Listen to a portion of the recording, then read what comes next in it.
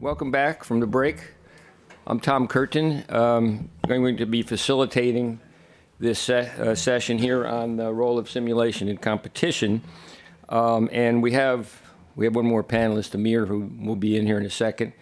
And I'll let them introduce themselves when we get to that point. I'm going to run this a little bit differently than the previous panel. I'm going to try to give about a 10-minute overview of the issues as I see them, and then finishing with some key questions, some hard questions. And then we'll hear from the panelists about the answers. And there's a lot of depth, there's a lot of knowledge in the panelists, so it's, they can just answer extemporaneously. No need for slides. And of course, this is meant to be very interactive. My whole purpose here today is to stimulate thinking on this topic, not to present results or anything else. There's a lot to be thought about here. And in general, I mean, this idea of simulation, as we heard in the last panel, everybody who's been in this business knows, whether it's the student teams or the professionals, that simulation tools are extremely valuable. Nobody would dare go to do anything at sea professionally without doing some kind of simulation. And the role of simulation grows in time as those groups become more experienced. That's my observation over many years. So, those tools are clearly of great value, and particularly for, as we heard in the previous panel, designing the vehicles and, debugging them. The question here is, how can we use these tools, the simulation, in designing the competition? That's a little different question. And let me get right on to that. This thing will work. What we're talking about in this whole forum is student autonomous maritime vehicle competitions. It's not DARPA Grand Challenges, et cetera. That is the topic. And I would like to focus on two. Every single one of those words is important. You can't drop any of them and still be in the category that we're talking about. We are talking about students, we're talking about maritime, we're talking about water, we're talking about vehicles. But the main thing for this forum is, for this little panel session, is how do we use simulation and the power of simulation to design the competitions? And that opens up a lot of great possibilities, because when you set up a competition or you design a competition, stage a competition, the first thing you have to do is to find the tasks that you're going to ask people to do. And then the mission is a collection, a defined set of specific tasks. And the reality is that the number of tasks are infinite. Why do the existing tasks, why do they look like they do? What other tasks could there be? And this is where the grounding of the other word comes in. What tasks are the best tasks to test autonomy? That is the question. And what the role of simulation and the new, what we're trying to do here in bringing simulation to a higher level in the community in this area is it frees up it gives you a lot of degrees of freedom. In a real competition, you have all the logistical considerations. Mike just brought up some of them, making stuff and doing stuff, staging stuff. You can do that fairly effortlessly in simulation, relatively speaking. So this is a great opportunity, 21 years later now, from RoboSub when we started, to rethink that and say, well, let's say we were starting from scratch and designing a student autonomous maritime vehicle competition, underwater, surface, whatever. What would it look like if it was designed to test autonomy? We know what the ones that exist look like, and they will change and evolve, hopefully by some of the imaginative things we do in simulation. So this is not an easy problem, because autonomy itself is not very well defined. It's a buzzword these days. but there's no units of autonomy. There's no serious metrics. So it's a challenging question. But it all comes down, in my mind, to the tasks. I've been trying to hammer people about this for a while now. I mean, you can talk about all this and all that, and you can see some of the simulations we've seen in the last panel, and whether they're picking up packages or they're doing something, or you're running the vehicle underwater and get the physics right. What is it supposed to do? What is the task, and what is the combination of tasks that form a mission that demonstrate autonomy or test autonomy? So think about that, and that's what we're here to do for the next hour or so, but certainly beyond that. So here's another way to phrase the question in my mind. That was the winner of RoboSub, the Cornell vehicle. Second place was Far East from Russia. And the question is this one scored more points than that one in the competition. That's why it was the winner. Is it more autonomous than this one? I don't know. Did we construct the competition such that the points reflect its competency in autonomy? We try to do that, of course. Can we do it better? Probably. Nothing is static. We have the opportunity to redesign and refine things and go forward. And in fact, in the process, we may be the people who set the benchmarks for autonomy, which is an interesting thought. But anyway, that's another way to think about this. There are winners in the competitions, but how does that reflect their competency in being autonomous? What it means is they did the tasks better than the other guys and scored some points. But did we set up the tasks to be tests of autonomy? So one of the most fundamental things there in my mind in terms of an overall measure of competency for setting up a competition is, and this is reflected in some of the things that some of the way that RobotX and have evolved, is the best measure kind of executing some kind of decision tree in your head. In other words, conditional tasks. You learn something from one task and you go forward and use that knowledge. Some people think about that as that's real-time decision making, sort of, but it's like it's and that indicates a measure of autonomy of the vehicle.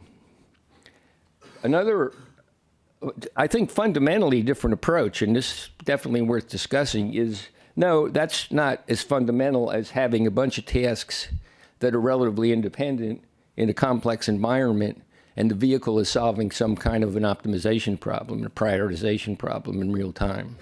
That's kind of like we do every day as people. The world is complex. You go out there, you make decisions, but usually you're prioritizing based on what you're seeing and the perception, and all the rest of it comes into play. But in designing a competition, let's say we're going to do this in simulation. I mean, that's another thing to think of. This is very, very fundamental in my mind. I don't know. I haven't really decided. I mean, and they're not mutually exclusive, but think about that one. Now, let's just go through very quickly all the tasks, not all the tasks, but a little, this is what all there's about a half a dozen maritime competitions now that I know of, not counting China. Okay, I don't know what's going on there. There's a lot of them there, but I could never find out much about them. So, there's a bunch of tasks that involve navigating around through objects. There's gates of various sorts, and, those are some collections of the ones. And, buoys, and, they're all about navigating around objects, and either avoiding them or not. But, basically finding the path, going around things, whether it's conditional or not. It's all in the same category of navigating around perceived objects, perception of color, shape, whatever. Some more. In this the next few slides, my sort of walkthrough of the tasks that exist now, you'll see these little drawings. And I don't mean for you to look at them in detail, but what they are, and we can distribute these slides later, is when we had the workshop in Porto of all the competition organizers last year, the one that the IEEE funded, I asked the group of organizers, and we had actually a little contest for a very old bottle of port, to sketch out what they thought would be the best path. I mean, the best, task to do what we're doing, to illustrate. And there's a whole collection of those in the workshop report. I extracted some of them. And so those are from actual people in the field. Those aren't from students. Those are the organizers of ideas for potential tasks we've never done, but they're good ideas. So, there's a whole bunch of things about, objects. Then there's a whole bunch of tasks involved with interacting with those objects, manipulating them, or somehow actually touching them, or usually in some kind of manipulation or collision. And there's whether it's turning valves or hitting balls off the tops of things or hitting buoys, there's a whole bunch of those. And in that category is docking. I mean, you're interacting with a structure. So there's the docking ones. And then there is a category of deploying objects, mainly firing torpedoes, dropping balls into bins. And you see some of the things that have been done. We're going to try to do a roulette wheel, this next one, possibly. And then the opposite of that, retrieving those objects or picking them up. So deploying and retrieving objects is a category. Okay. Now there's a whole other broad category of tasks that we haven't done much of in the competitions to date, that involve mapping of either static fields like the bottom or the bottom of a ship or something like that, or continuous dynamic fields like the ocean. We saw some of that in the previous panel. Those are very important tasks in the real world. But we haven't really done much of those in the existing competitions. So there's room for doing some of that, even in simulation. And then, of course, the great multi-vehicle world, which is really cool. But, and we're edging into that world. And there's a lot. And some of those other things in the real world involve tracking and trailing other vessels. And, there are other games, essentially, where you're playing against another team. So one of the things we're trying to do, and this is another thing to think about, this is work in progress, is there any structure to all these tasks? Is there any taxonomy to it? Can we come to some consensus on benchmark tasks that all the competitions might have, and then they would be comparable then? That the first question I ask is this vehicle more times? Well, it's the one that wins RoboSeb, is that, how does that compare to one that wins one of the other competitions? I mean, right now there's just no way of really comparing those quantitatively. So, these are what I would call the fundamental autonomous behaviors of a robot, or, what I mean, a vehicle or person or whatever. I mean, if you want to claim you're autonomous, you probably need to have competency in those 6 areas, or I don't believe you're autonomous. That's my hypothesis there. And then the tasks, which are the columns, represent some combination of those functionalities to do. And I tried to list. This is just a list of all the things you just saw in words, and how it might shake out. And I just want to finish up with the last couple of things here. Is that here's one. Okay, there are a lot of frameworks of autonomy that exist. I've got stacks of reports going back to the early NIST days, the frameworks that they published, and there have been a lot of serious workshop reports about all kinds of frameworks. This is another one. You've seen it here for the first time today. This is what I call the world view of tasks. Okay. There's the world of discrete objects, which we just saw a lot of. There's the world of continuous fields, which these vehicles are roaming around in. The maritime domain is a continuous field of a varying field. And then there's a world of performance limitations, like energy and bandwidth, communication bandwidth, and things like that. Extreme events, recovery from extreme events, things like that. My contention is the current, the 20 years worth of competitions we have added together are pretty much one-dimensional along the world of discrete objects. We haven't really ventured too far into these other spaces.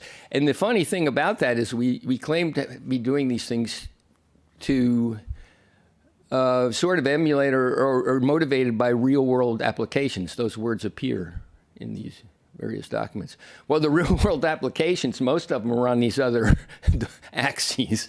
It's the surveying and, energy limitations and bandwidth limitations. Those are the things people are wrestling with in the real world.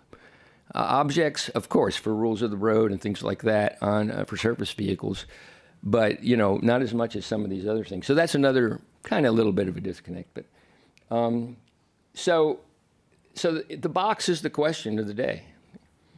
Designing a competition, what's the best tasks to measure your competency and autonomy? And here's a list of basically the questions. And is there any order to that? It's not an easy question, but coming back to what I said at the beginning, I think there's a great role for simulation in this because it opens up. You can try to think about these things and simulate them, and maybe go along some of these other axes without all the expense or difficulty of fielding such a thing.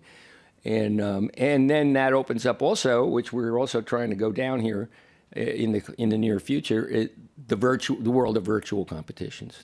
You can certainly stage the whole competition virtually, but you never get away from the fundamental question: what are the tasks? Yeah, we can do it, but is there, like I said, there's an infinite variety of possible tasks. And this is something that I feel like, having been doing this now for 20 years or so, I feel like we've never lost the bubble on that. That was the goal. These are autonomous vehicle competitions. And we've developed these tasks. The technical director guys have done a great job. I think now that simulation is getting so powerful and the tools are there, and now there's a lot of other competitions and internationally, it's a good time to take stock of this and think about this autonomy issue, because that's the signature piece of these events. These days there are a lot of robotic competitions, a lot.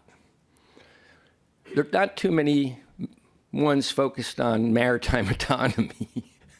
So we don't want to lose that, signature event, piece, or focus, I should say. So that's like I say, I'm here to stimulate thinking, and it's not going to end today, that's for sure.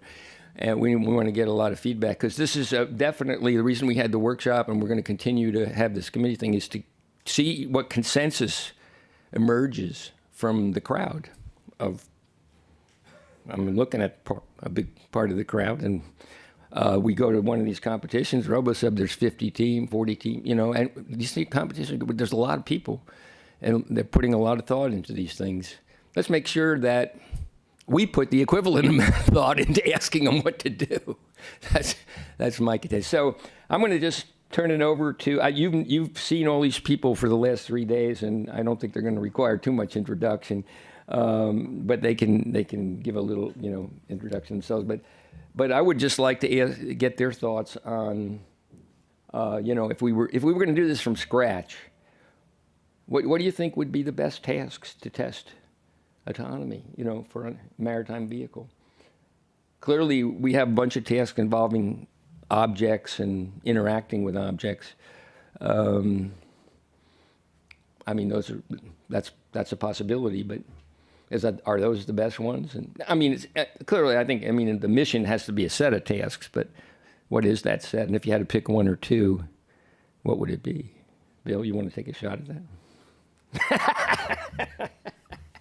I mean, I'll go the other way. Mike, you want to do it? Well, I have a quick question for you. When I'm thinking about what I want to talk about, I find myself wanting to show a short video. So, do we have the ability to show a video if I give someone a URL? And I don't know. Ask those guys. But is that possible? Yeah, you know, what I'll do is I'll pass the mic and I'll come back there and set it up, and I'll come back. So, but yeah, I'll punt for now, and I'm gonna go get this set up, and I'm gonna just give it to Zaz. Okay.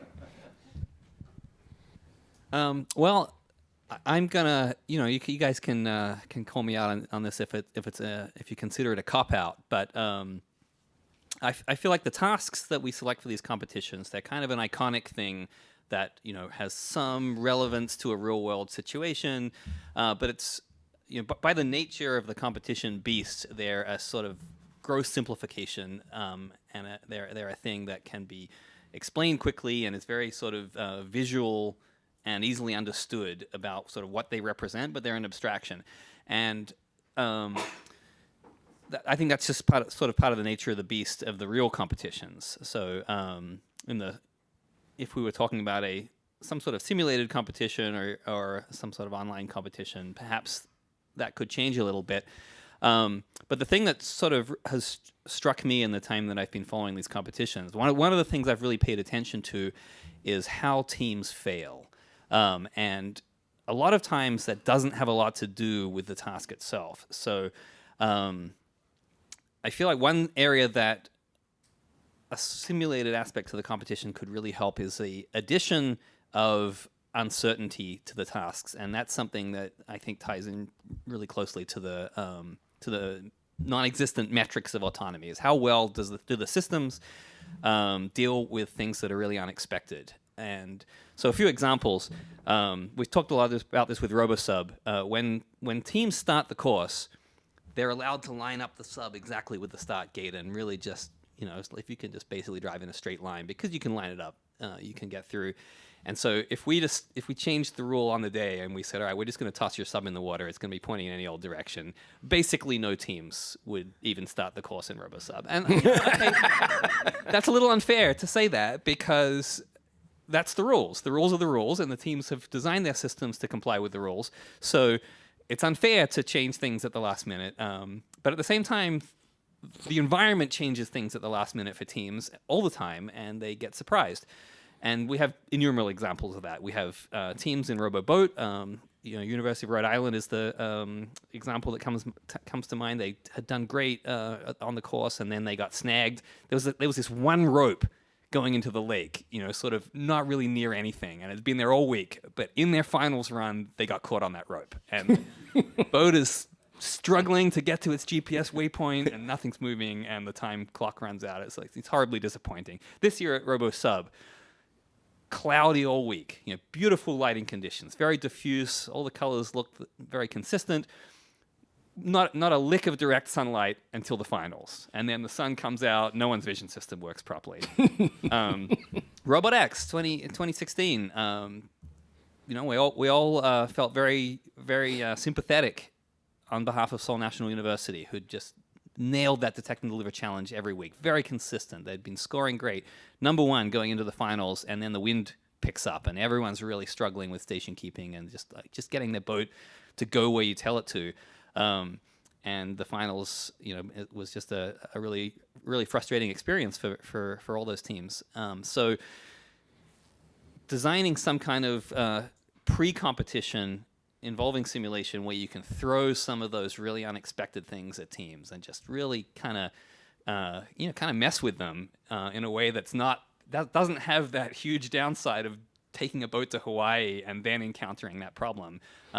I think could be a really powerful way to ensure that performance of the competitions, the autonomy displayed at the competitions is more representative of being able to deal with these unexpected disturbances. Yeah, that's I completely agree with that, because that's what happens in the real world. And well, of course, the competition, they're world. It's real world. I mean, it's water. It's not on the computer screen, but yeah, I mean, certainly sensitivity studies. Like in an optimization problem, the sensitivity is what you really want to look at, not the answer. And great, thanks, Seth. Great comments. Yeah. You're going next. I'm going to step back a bit, because I'm thinking about tasks and autonomy the way you asked about it, and simulation. And we've talked about this on the side ourselves. I don't know what that task would look like yet, but I know that we're not anywhere near it, close to it. So, and this comes back to something that you and I have had some good laughs over. When we talk about autonomy, and you and I have looked at it as our children, or each of us.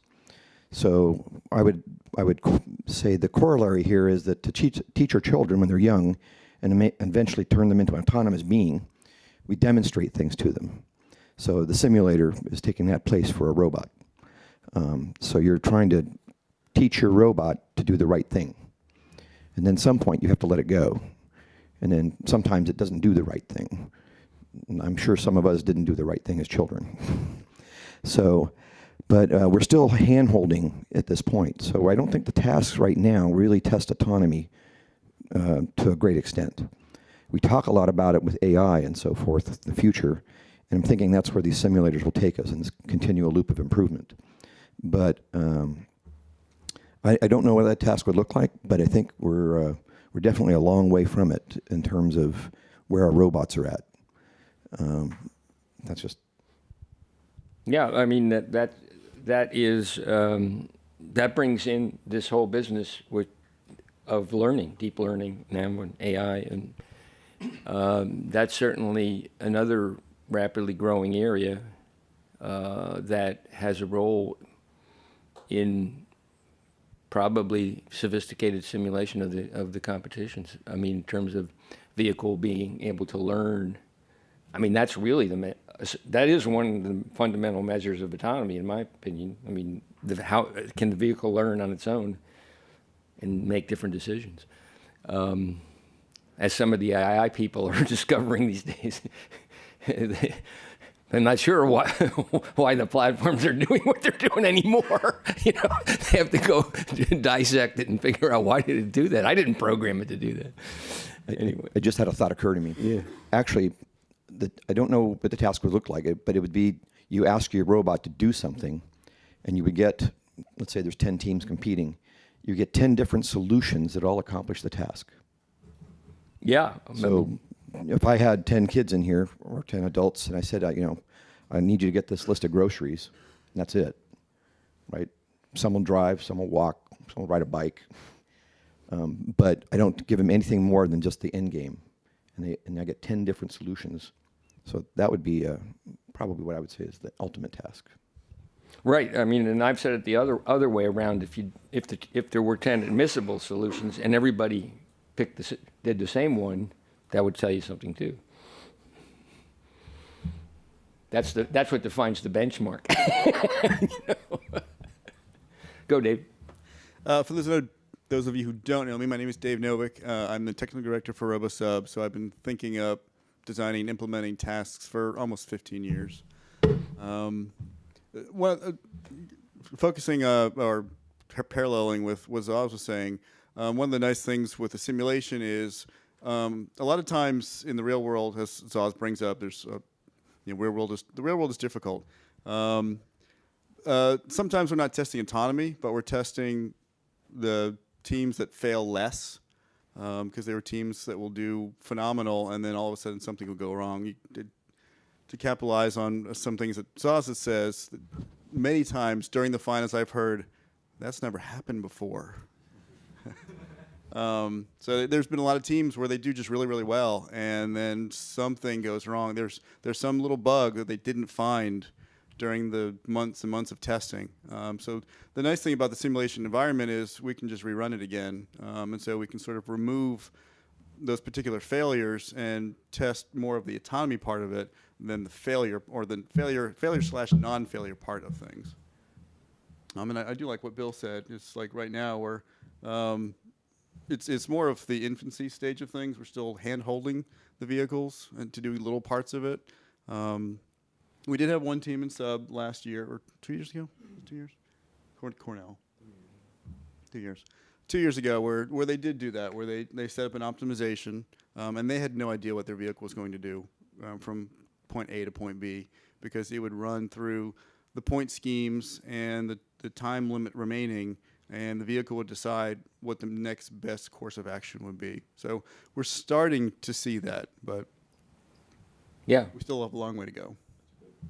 Yeah, I mean, it would be good to, consciously go down some path, But yeah, Ian. Yes, ironically, that vehicle, that seeing that happen was some of the inspiration for the changes we made in RobotX 16, was to try and inspire and kind of encourage a little bit more of that. Like you said, we're doing a lot of hand-holding. There's still a lot of basics that need to be done, just dealing with the environment, understanding that, hey, this is the real world, and getting the basics down as we move towards challenges that can be truly autonomous, and designing tasks and task structures and competition courses that can do that. I know at RobotX we're looking at how to do that as well. We're trying to challenge that. We're trying to figure out how to evaluate it as well, right? It's not just how do you get them to do that, how do you evaluate that? Looking at the simulations, what things do you put into the simulation to inject that error, to inject that randomness, and see how the vehicle responds to it, or the system responds to it. That's another side of the coin that we have to look at. Yeah, one of the things that simulation will make it easier to do, and I'm just thinking about it now, is, some of these competitions like the Eurathlon and the European ones have more emphasis on looking at the vehicle logs and things after the runs to see. That's part of the judging. Whereas our competition, we don't do that. So that, if you actually, as part of this, if it was simulated, you could actually have some software that went in and said, okay, let's look at why the vehicle made these decisions. Let's look at the code and evaluate it. And maybe, there's probably that's an area where we might want to standardize on something so that it's not so hard to do. Logs of certain format, or I don't know, something that's, we could, because you do want to get inside the brain of these vehicles. That's one of the things that I didn't mention either, is that, we have all the static judging, and most of that is looking at the vehicle, looking at the mechanics, looking at you don't show me your code. We've never done that, and it would be hundreds of thousands of lines. Nobody would be able to read it anyway. So, but that's the autonomy is in that code, really. So how do we do that, going forward? How do we go, you can design things so that external behavior reveals the thinking, or you can try to look at the thinking and figure out, why it did the external behavior. So, it's like, I think the court system, the legal system, has wrestled with these things forever. Intent is really what determines a lot of cases. Anyway. So building that into the competitions is a big thing as well. And there's a way to build in. I've been seeing a lot more of this at RoboSub in the last couple of years, where teams are putting displays or LEDs or something in there to give feedback. So the person on shore or the diver who's in there following can say, hey, it's in this mode, it's doing this. That feedback gives you a lot of insight into that. It's something that I know at X, we tried to encourage it last year with just a light tower. Yeah, that was interesting. That was helpful a little bit. They've gone a lot further in sub. That's something I think is very valuable for determining intent, determining the objectives. What are you trying to do, and why did it make the decision? So that's an avenue for that, but building that into these systems is a big deal as well. Mm-hmm. Ian, you were going to say something. Oh, yeah. So I would just like to go back to your question. What happens if we do it all over again, design the tasks? Obviously, I'm new to this community, so I thought maybe I'll share some past experiences with virtual competitions that we've done, that we've run before throughout gazebo simulation. I know the tasks have all been designed to be as clear as possible, so as explicit as possible, and all the rules. So which make things, or the judging part, scoring easy. It has been designed to do that so that it could be fair to everyone. So all the geometries are well defined. This is how long this object is going to be, and then you're gonna grab this and then put it in somewhere else. But that's not how the real world works. I like what Bill said before, like you give it a problem and you find solutions to solve it. So what if you have an unknown world out there, right? And then you know roughly, for example, a search and rescue object is, and then you go into research for that missing person or something, and then you find your ways to get there, and then you solve the problem. It doesn't matter how you do it. There could be other tools or other things lying around in the environment that could help you, that you can use, but you don't know what they are. And then they could be really useful. Other things like what happens, there was on your Tom's slide, there is something that mentions survivability. So what happens in the middle of the run, your propulsion system doesn't work properly, or your battery is very low. How do you get the shortest path to that person and then come back, right? Those are real world problems that you face, but you don't do in competitions. Yeah, one of those that I think of all the time for boat is, you know, I mean, the big thing about unmanned surface vehicles in the real world is rules of the road.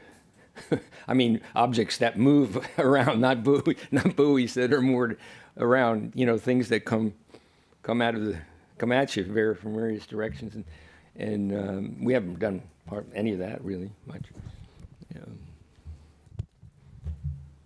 So actually, that's a really good example. One of the things that we see, and I think Dave, you probably run into this too, is that actually trying to build those to put in the competition is a bit of a challenge too. So simulation's a perfect environment for that. Exactly. You can actually inject that in there. You can put it in there and play it. And then see how it works. Exactly. But actually building an element that would move or something like that is a very big challenge. For us in the real world, designing the courses. Well, and it's not only a big challenge for, you know, for what you're thinking of, but then there's, on top of that, it's how do you make it fair for each team? You know, you could make that extremely hard for one team and extremely easy for another team. Yeah, balancing that's also a tough. You know, still having a moving thing, but, you know, making it more, you know, more on a collision course. But so that's another aspect, because, you know, we try, how do you make these challenges equal in some way, yet have all this uncertainty? You know,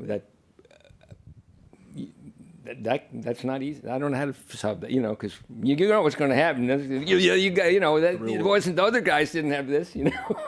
So, and that's, you know, the two big words, as I said in my very first slide, are competition and autonomy. And that grounds everything. I mean, competition means there are teams competing with each other, and you have to, the rules have to, whatever, the field has to be, the stripes on the field have to be the same for everybody, right? And, but then if you want to introduce uncertainty, how do you say the uncertainty was the same for everybody? Okay. Anyway, Mike, you got some hotshot video here for us? Can you play the number 2 video in a sec, or cue it up? So I have a couple of videos to show. First video is a video that MIT made when they spotlighted our course that we teach in the spring. They're releasing it, I think, tomorrow.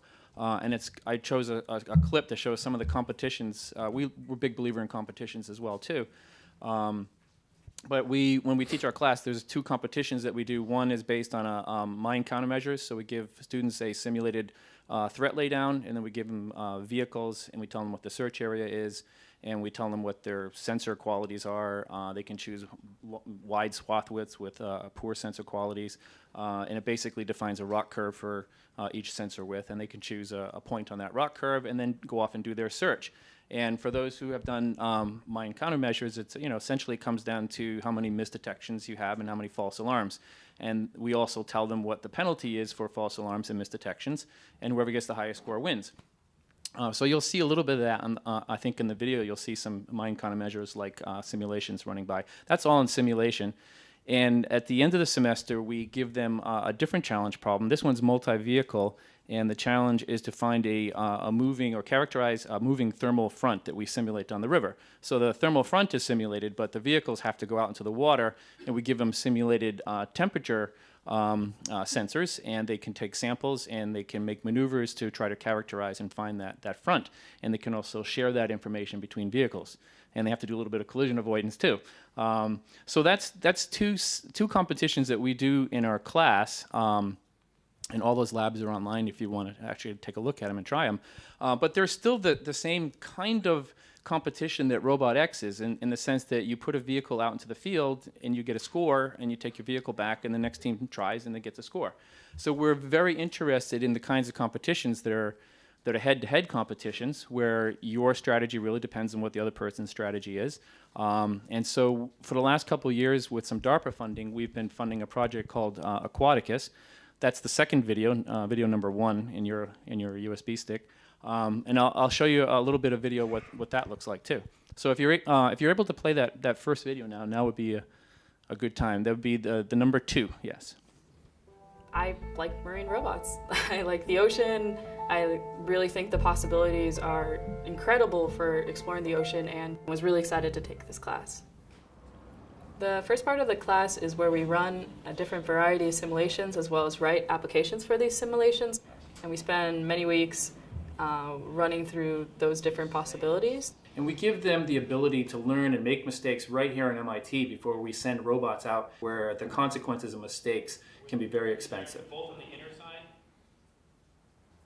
The final lab was running 2 vessels, you and your partner both commanding one, with pre-programmed missions on the Charles River to try to determine a simulated temperature front that we had moving through the water. The robots would go out and determine the different parameters for the wavefront, the wavelength, the period, amplitude, and the actual temperature variation between the north and south of the front. We have perfect scenarios in our computers and our models. Then you put it on the robot, and there's the noise of the Charles River, which is a real-life effect. It felt moderately terrifying to see the vessel go out on the water for the first time. Seeing it actually doing what we coded it to do was, it was a great feeling. It was empowering. 2680 is Inspiring, innovative, challenging, overall very much worthwhile. When I look at marine robotics, I just see a humongous field that has not reached anywhere near full capacity. We know more about the surface of the moon than we do about the bottom of the oceans. And this is where I think marine robotics can make a really big difference. Okay.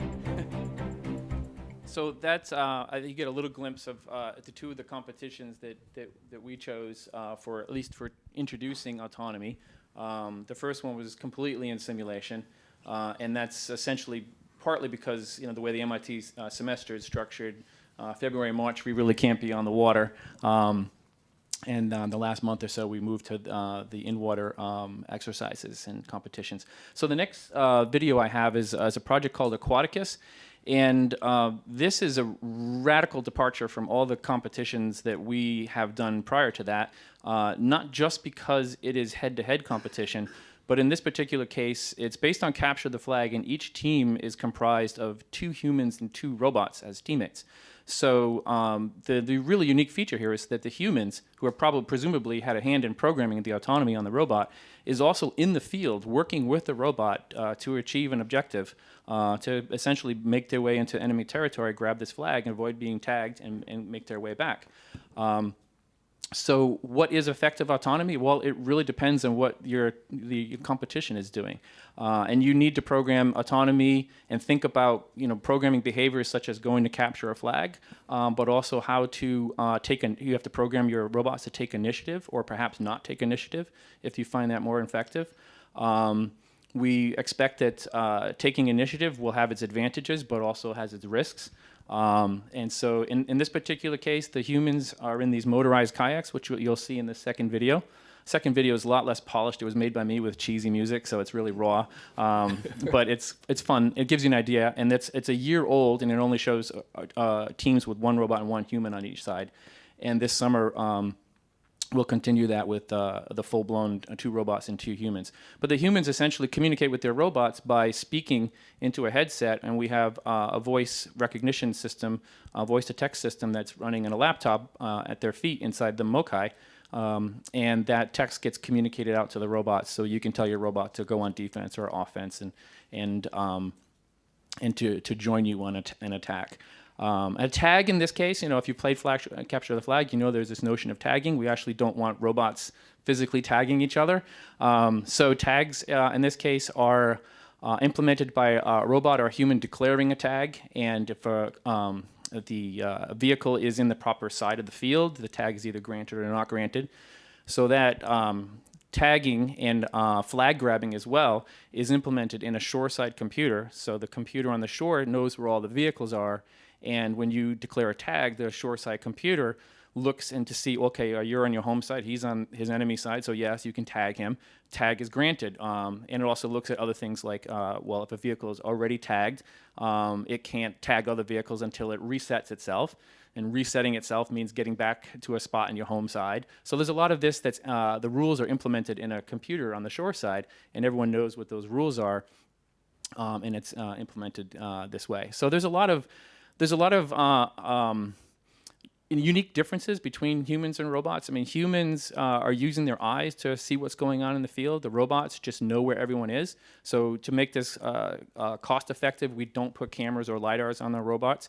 We just have a compass and a GPS, and we share that information so everyone knows where everyone else is. And we have CallRegs collision avoidance running on the robots as well. So for the most part, unless the humans are reckless, we don't see very many collisions. Actually, all the collisions we do see are humans being reckless. And one of my PhD students, Kyle Warner, who graduated last year, wrote his PhD thesis on CallRegs evaluation, which was one of our first PhD thesis, which actually was V&V focused, which is a bit of a milestone if you ask me. But Actually, Kyle was at RobotX. He's in Hawaii now. Yes, he's he is in naval Hawaii. officer. We're hoping he's going to still be in Hawaii so that we can stock his apartment up with like batteries and spare stuff ahead of time. That's our secret weapon. So he was able to write for his thesis algorithms that evaluates whether ships are obeying the call regs or robots are obeying the call regs. And we have an ongoing project with Kyle. He's also still wearing a remote postdoc hat.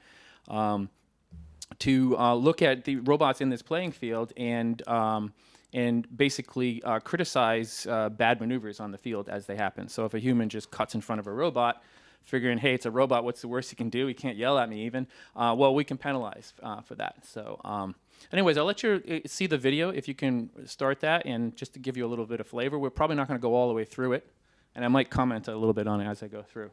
How long is it? 2 minutes. So there's a cheesy music. Member, repeat. Member, go. So the big yellow kayaks are the human platforms. It came into about maybe a foot or so before it turned, but it's didn't hit. Roger, there is no collision avoidance on.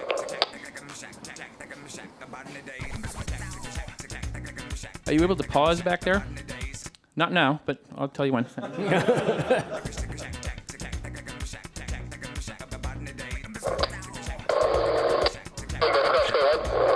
So if you could pause that's a good spot. This gives you an idea what the playing field looks like. If you can make out there's a couple buoys, and that's our midfield. So you have to basically make your way into the enemy territory and grab that flag and make your way back.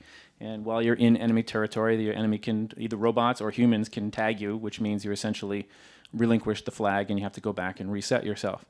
So as I mentioned, this was, sorry, what's this? Oh, pointer. Okay, this is not going to, all right. Which one's the pointer? This guy? All right, super. This, I can probably talk. So yeah, there's the buoy. This is our lab in here that we do our research and teach out of. Our WAM-V actually lives over here. I don't know if it's in the picture today, but that's where we do all of our RobotX testing in 2014, we hung sheets on this wall over here to test our, symbol recognition, and we did our docking testing here with some fake docks. Anyways, this is where we live. If you're ever out on campus, come visit us. We're really, really lucky to have a facility right on campus where we can store our equipment and do this stuff. So yeah, if you go ahead and let it play a little bit more. Too fast for the vehicle. Go a little slower, please.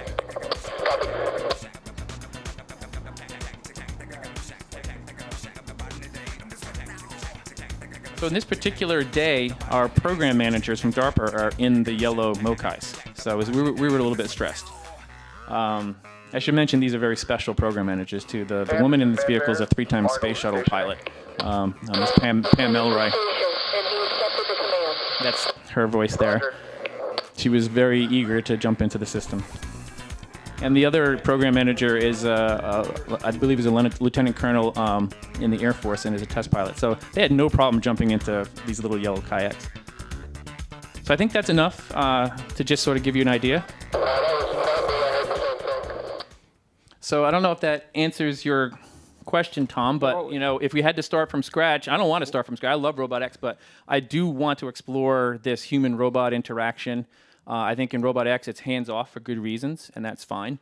But I think situating humans in the field with robots is a really important axis to explore, and exploring that human-robot interaction, finding out what it takes to trust a system and how much certain things affect trust. You mentioned just putting LED lights and things on robots. So status is a really big part of it. Being able for robots to be able to explain what they're doing and why is a big part of trust. But do you really want all your robots talking to you all the time, saying what they're doing and why? That may just be annoying after a while. So we want to find these things out as well. And a big part of what we think is a good thing in a robot competition, one of the things that we have advocated a little bit for in RobotX is if there's a component of the competition where maybe you don't know exactly what it is until the day before, so that teams have to go in and actually program in a completely new task.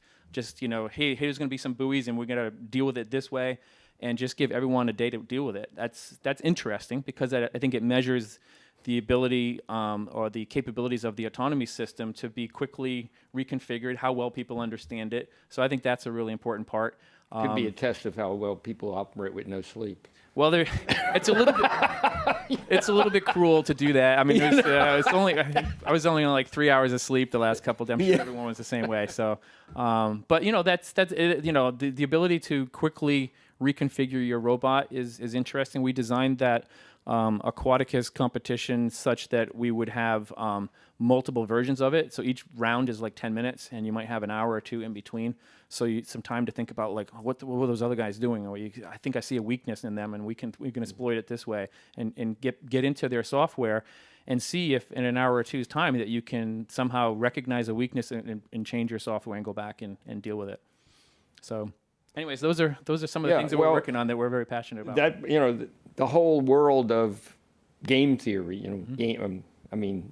competing against another team in real time is another whole world. None of the competitions are doing that, but it's obviously a world that's very familiar to all of us in sports and every place else. So, but that's a hard, that brings even more complexity in actually fielding the competition, because then you have to have brackets and the usual structures of how competitions are. We've been working on that problem for 2 years, and it's we're just getting to the point where we can have full competitions. My dream is to someday actually have competitions with maybe an Army and Navy team, or some other schools come in and have Zaz being emceeing it with live stream on the dock. But we're not. It's not going to happen. This if summer. you just have dual meets, that's one thing. Right. But if you have a tournament like these things would be, then you have to have the bracket stuff. People have been wrestling with top seeds, and bottom. How you match the things, that's fraught with all kinds of things. But it's Actually, you brought up an interesting point. Is in order to be able to test the autonomy, a static course isn't something that's going to work well. Right. So you've got to have the ability to modify and adjust the course on the fly or in between runs or in between. Of course, That's- nature will do that for you. if you Nature do will it. do some of that. That's true. Nature did a lot of that for us, actually. But being able to change things like what you're going for and learning, you mentioned it up there, learning from one task to get to another, and then if you combine, from a scoring perspective or from an evaluation perspective, if you take one thing and go to another, you get you get a certain level of autonomy. If you combine 2 or 3 things to get something third or fourth, that might be another level. And so just trying to figure out how to lay them out and bring things together. I mean, the big question in my mind for the group, from here on out is we can all talk. We all know about all these things. The question is there any benchmarks in all of this? Can we establish some way to, benchmark things? It's hard to benchmark uncertainty, but that I warned you this was going to be hard. It's a worthy discussion. I'm not entirely sold on the idea of searching for universal benchmarks. I think it's too wild west right now, and you kind of want to let things play out. And I think some of the best benchmarks are just head to head and comparing people against each other. Do we really want to? That's a legitimate, hypothesis. I mean, that's the question. Yes, actually. Yeah. I mean, it's kind of apples and oranges. So let's hear from the audience here.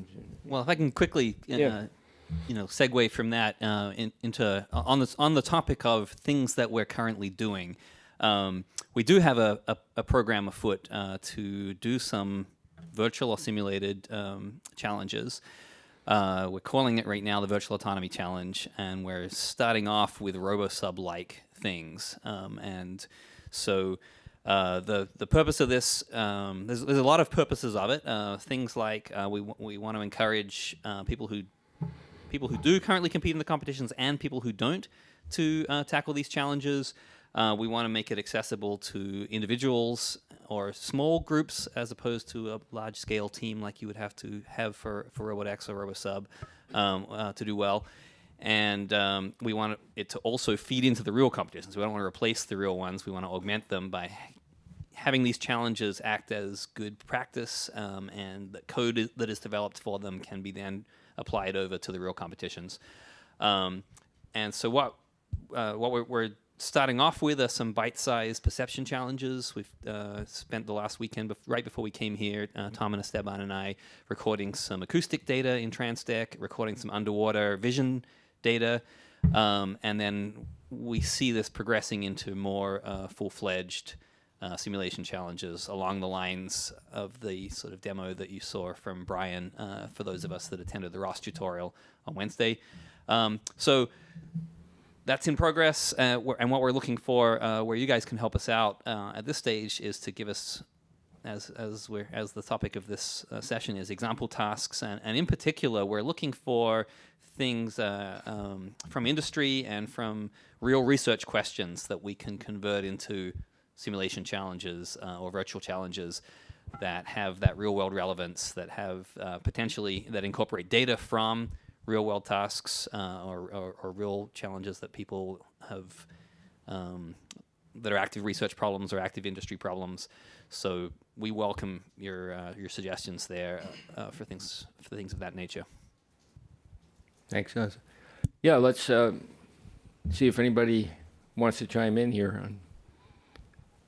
There's roaming microphones around, or? So, Tom, I hadn't thought about the idea of designing the competition through simulation. That's a fantastic, yeah. I mean, because it seems to me that when we design these competitions, especially for RobotX, and I talked to Brian Gerke when we first started talking about this, that's such a hard job that Amir has to design those, and he only gets to run his code every 2 years. So I think the simulation, like I could imagine, I guess my initial random thought is you could take this to the Oceans Conference, and you could get a bunch of smart young people involved, and you could try out your tasks, and because one thing that Brian said is Brian Gerke said is we want to design tasks where we don't know the solution, and so it becomes a sort of emergent thing. So that's really hard to do, and if we had some way to see what it looks like, so that if it is possible, I don't know whether it is possible to get towards benchmarks, at least we could see what the outcome looks like, and if it looks and smells and feels like autonomy, right? Whatever that means. So, Right. You know, so that might be something we could use that to iterate much more quickly. Right. On if there was that capability that Mike's asking. Well, an example of where I think this concept of benchmarking and also performance at the competition sort of intersect with each other is, and we're toying with these things right now, is in this pre-qualifying concept. You know, to have some, I won't call them benchmarks, but some basic task that if you do that before you ever get there, do it in your local pool or something, you know, and initially in simulation. You know, first of all, you're going to do a lot better at the competition. We know that. Way better, you know. And, you know, secondly, it gives you, you know, we can incentivize that in various ways. I mean, you know, if you pre-qualify, you get to, you know, skip the initial day of, you know, duking it out with other people or whatever. You get a travel grant or something, you know, some way of incentive. One thing I think we all can agree on after all the years of the competitions is that, well, it's been mentioned many times here, right? I think, you know, that in water testing time, there's no substitute for that for performance. So anything you can do to encourage people to get up on the step. And I think the first step is simulation. First step, we saw that in the previous panel. I mean, you design your vehicle, you run it immediately in a simulator if you can to see, wow, you know, this thing doesn't even float. You know, we got to do something about that. And then, That's okay you know, in the from there. sub-competition. Hmm? That's okay in the sub-competition. In the which one? In the sub-competition, it's okay if it doesn't float. To a certain degree. Yeah. Anyway, the point was that I think we haven't done this yet. I mean, amazingly enough, after all these years, I mean, we actually instituted a procedure to do pre-qualifying. But then again, it comes back to the same question. Okay, let's do that. What's the task? What do you have to do? What do you have to demonstrate to pre-qualify? You know, it's obvious in some of the competition. You go through the gate or something, you know, and go around a buoy or something. Some kind of navigation skill that shows that you've got control of the platform. Yes, sorry, go ahead. If the purpose is autonomy, would it make sense to standardize not only the hull, but propulsion and sensors? At least at a certain level. And that would make the simulation a lot easier because everybody's working with the same platform. That's been a great point. That's been a debate since day one. You know, this is the free form. I mean, you can see this in racing world and lots of worlds. You know, or Formula One, or do you constrain everybody? Well, RobotX is we've got both in these competitions, and but that's an excellent point because it does take a lot of. One thing that's a rare commodity for the student teams, like the rest of us, is time. And you don't have a lot of it usually if you're a full-time student. So if you spend all your time designing the platform, the mechanical aspects of the platform, you're probably not going to spend a lot of time on the autonomy. So there is an advantage to having standardized platforms. On the other hand, you can argue it the other way. There's a lot of creativity in designing different kinds of platforms, and we've seen that over the years. So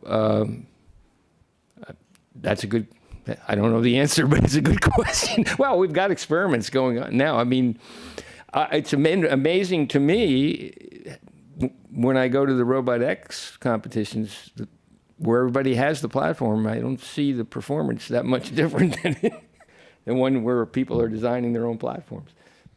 Right? Well, the nice thing about the simulated environment is that you can specify the platform. Right. So you can have a similar platform across the teams. And you can also, that's the nice thing about the simulated environment is you can do a tiered system. So everybody starts, obviously it's easy to reset things back to the way they were, but you can start with, a calm environment, and everybody can try to qualify in that and then just keep ramping up the randomness of the environment. Exactly. No, I mean, potential for simulation is huge here, you know, in designing the competitions and in doing, you know, the qualifications and pushing the autonomy. Yeah, so the standardized platform did help a little bit at RobotX, but standardizing the propulsion or the power systems is a little bit different. What we saw at X last year was it was one of the non-standard propulsion systems that seemed to do really well when the weather conditions changed. So it was taking into account a different set of conditions that we didn't account for. And so there's always that balance of, you know, we've got a standardized platform that helps from a logistics point of view. I mean, I can get the same boats in and out of the water much easier, but also allowing them to have some flexibility in designing the other pieces that go with it, right? To see how do they solve the problem. So one of the big focuses, yes, is the autonomy. We're also looking at how they solve some of the perception and some of the other issues as well that come with it. Because without, I mean, you're not going to have perfect perception in the near future right now, but with the perception you've got, how do you design and put the pieces together from a systems perspective and bring it together? Yeah. I mean, I don't know how to do it, you know, practically in the real world, but you certainly could do it in simulation. And that is one of the, is to standardize or whatever. You know, everybody has the same amount of energy, you know, some number of joules, you know, and it's marginal to do the course. Okay. Tom, real quick, we have some questions in the audience. Yeah, go ahead. So I want to get to those. Can you wait a second, Dr. Zanuck? I'm going to get a few people, and then we'll get you online. So. Okay, so my answer to the question of how to design the task. The suggestion is to structure the task in line with the industrial or real application. So we can have a 3 category. One is maritime transportation related task. Second category is maritime security related task. And the third category is maritime search and rescue task related task. So this is just my answer to this question. For the second question, today's forum, the theme is the role of a simulation. So my viewpoint is the number one role of simulation is rapid prototyping. So can we share the simulation tool and then let the student team to use it as a rapid prototyping team? The second role is let the simulation software or package serve as a library of a best solution. After each competition, we may identify what are the best solution and then let the simulator to put into the library of the simulator and share it in the future. And with this library, then we can easily answer this question: how to attract industrial participation. So the selling point should be the library of best solution. Once we have this portfolio of a library of best solution, industrial will come to this competition. So this provides the answer how to attract the industrial participation. And the fourth role is the university participation, how to attract the educator from university to participate to this competition. Answer is also the library, because the simulation tool can serve as an educational tool in the classroom. So I believe this is a 4 role we should spell out clearly. Yeah. Yeah, on the structure thing, the transportation, security, and search and rescue, that's almost identical, I think, to the way the European Robotics League has organized the European Robotics League, you know, into those 3 categories, right? So they agree with exactly what you're saying, you know. Yeah. Sorry, yeah. Yeah. Yeah. I was, you know, the 3 axes that you showed, you know, with and one of them was the dynamic maritime environment as being one of the factors that come in. I think from that perspective, it would be good to say that the vehicle could go just before starting, go online and look up a local maritime weather, and then, you know, factor that in. And to that extent, you know, from the organizing of the competition point of view, is that if you had a weather station set up locally, and I was talking with Mel Heron about you know, if you had a surface current radar set up, So that would provide you information about the currents, local currents that are acting. I think that information, if it's available to the vehicle, and that allows them to program their, their mission, taking that information in would be a good challenge, but also perhaps help with the success. Yeah, absolutely. I mean, that, like for UAVs, I mean, we probably just should institute what they did for manned aviation. I mean, when you fly a flight plan, you have to get a weather briefing. I mean, it's part of the law. I mean, that's, so. Got a few more questions, Tom. Hang tight. Go, yeah, go. Great. I'm going to bring it back to the standardization of the sensors that he mentioned earlier. And what it made me think of is when you go to the physical course, you wish that you could design a whole bunch of different courses and different tiers, and when you take this into simulation, you actually can. So you could have 100 different scenarios where people are competing with all the same platform. They're able to customize a platform here. You have perfect environment here. You have a really screwy hurricane environment here, and you could do all that and just see how everybody performs in these different scenarios, and some of that might actually help them to think in a broader sense about what the robot needs to be able to do, because they might encounter really nice calm conditions, and they might also encounter really screwy conditions all in the same day or throughout the week, or something like that. Just a thought, you don't have to limit yourself to just one competition platform, Right. Yeah. Good suggestion. But that's just controlling the input here. So I just wanted to get the panel's view on the role of simulation as a lever for increasing the outreach.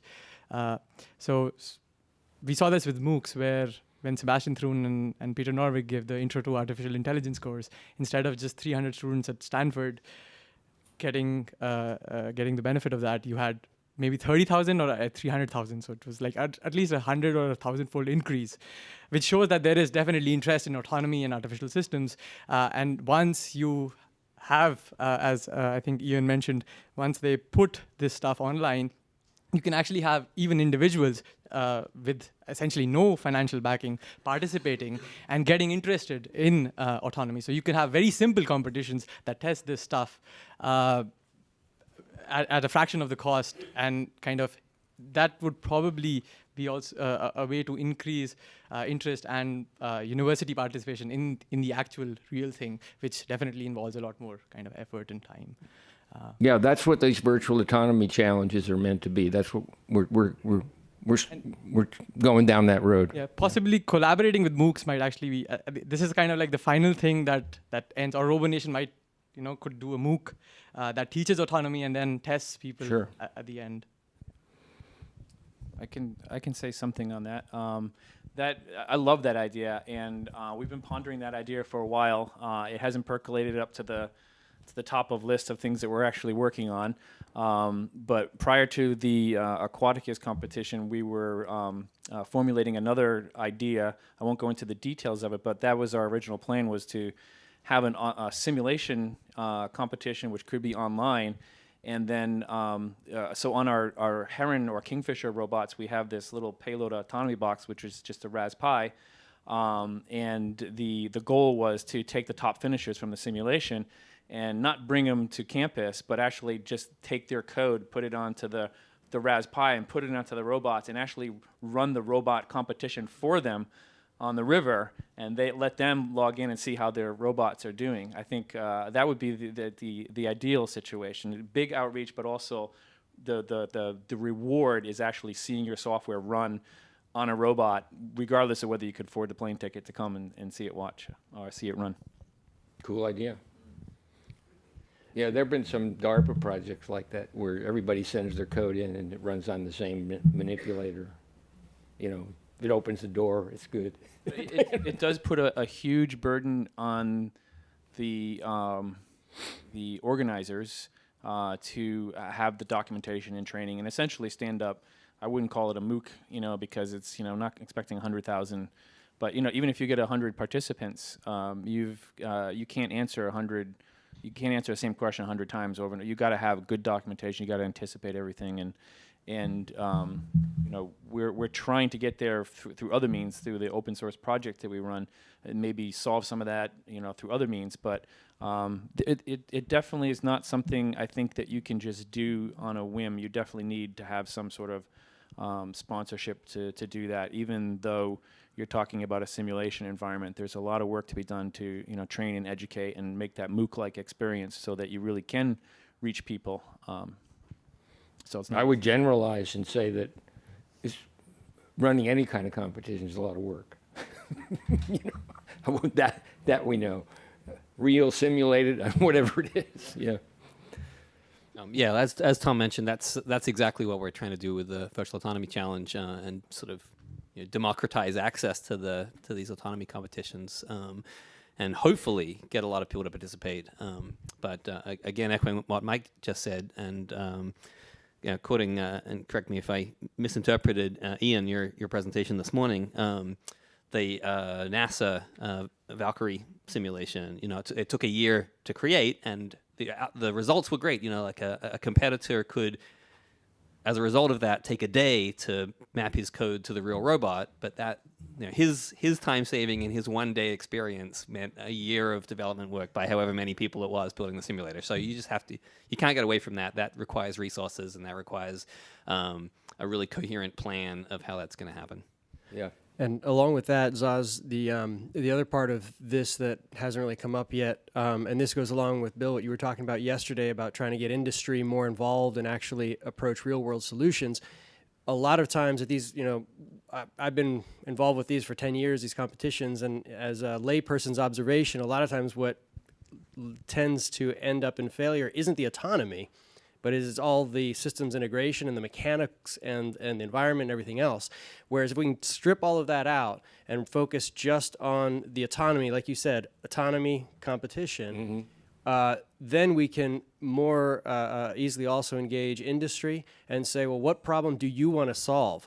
We'll create a challenge about that, and we'll put that out to 50,000 students, and the mean solutions there, once you get all these people working together and looking for solutions, is going to be better than likely than you could do with a small team of engineers looking at it directly. So that's very much in line with the Virtual Autonomy Challenge that we're working on right now. We got about 5 minutes, So I have a question for Ian, because I know that his group has done this many times, and I'm surprised that you're not flinching when somebody talks about running a competition with 50,000 people. And I would like to ask you how much that would cost, but I'm not. So I'm going to ask you, like, what resources, because we've talked about this a little bit. I mean, you start talking about 24-hour support, people taking shifts to answer the phone when there's a bug. Could you kind of lay out, in your experience, what that looks like? Yeah, so a lot of administrative work done in the back, and like support work from us. So creating simulations obviously take a lot of time, but when we are running competitions, like Brian mentioned, right, not a lot of people know we take shifts. Everyone works 13-hour shifts because there are participants from all over the world. We have 26 teams for Dark Power Robotics Challenge, and we have 20 teams for Space Robotics Challenge, and then we have 3 people on shift. So over the clock, because there are different time zones, right? And then we stay up. People send us an email, we reply within minutes. We have to reply within minutes to support them. If anything goes wrong, we're there. So people are staying up in the morning, right? Early in the morning, some people take their graveyard shifts, and it's really, really hard when you have to run a competition for the finals, and everything leading up to the finals is another different story. Okay. Got another question. Okay. Yep. I want to share some example tasks from according to my research experience. One is about the current disturbances. For example, for the docking mission in the ocean, the current can disturb the motion of the vehicles. So I'm wondering if you can first of all, you need to develop some observer or estimator to estimate the current information. Then you can use it in your controller or in your planner for the motion control. So I think you can develop some observer. We can develop some observer to test the students if their observer work well to get the accurate current estimation, and also how many measurements you need to make your observer work. So I think you can develop. I think the accuracy, you can evaluate the accuracy of the observer, and also you can evaluate how many measurements they need. So that's one. The other one is actually here I have a question. Is I'm wondering how the simulation environment can be generated to create the current from the view of time and space varying view. So I'm wondering if you can, the software, can create this kind of environment like time and space varying, so made the observer work. So the other one is about the navigation. During our docking missions, we met this kind of problem. For example, the acoustic positioning data, there's some outlier in the measurement of the acoustic sonar. So I think we can develop some task. For example, if there's some errors in your measurement, can your navigation algorithm can avoid the disturbances from this? That means you need the outlier detection and the rejection algorithm to make this work. So that's my. Thank you. Yep. Environmental variability is certainly challenging, and I think you're getting at some of the adaptive sampling issues. I just wanted to address that. This is actually a great example of and Tom and I have worked for many years and know a lot of docks. And how you approach the dock and design it matters a ton.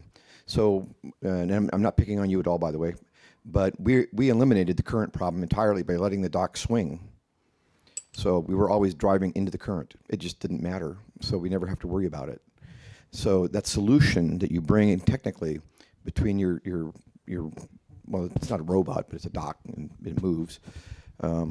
You can get around the problem versus this is where industry is very interested when they come and look at us.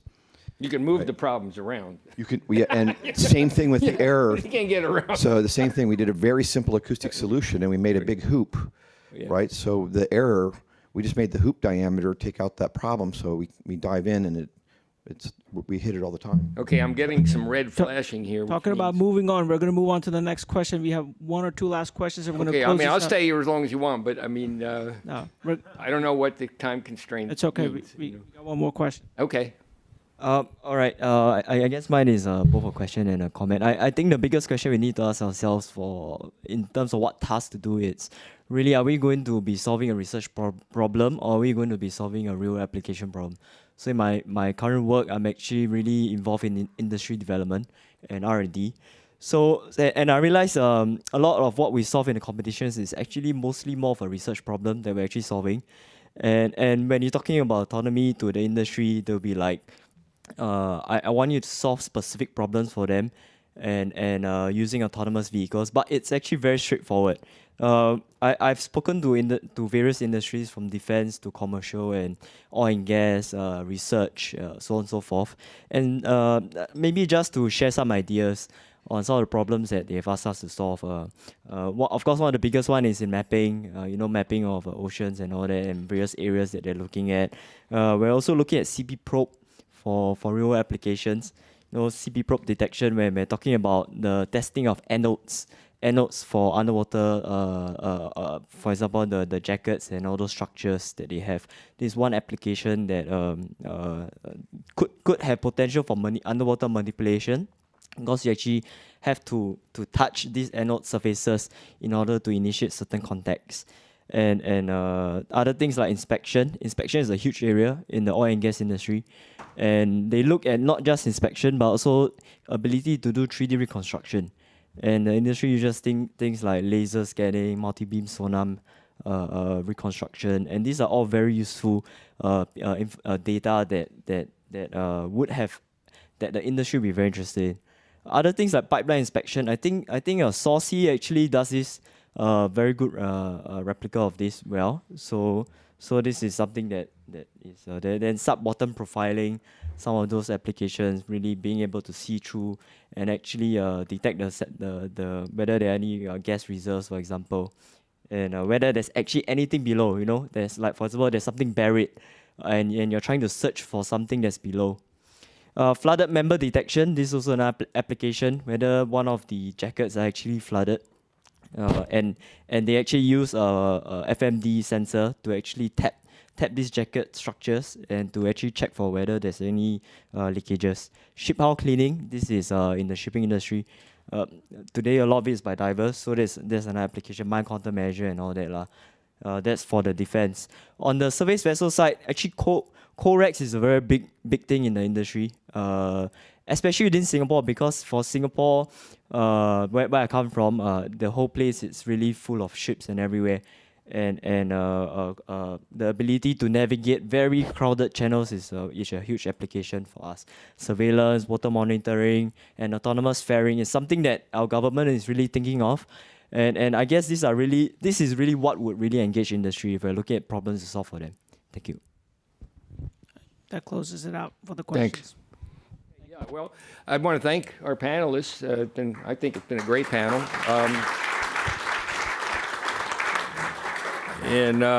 Well, like I said, this is just the start of hopefully some good learning and thinking about this. So let's keep the dialogue going.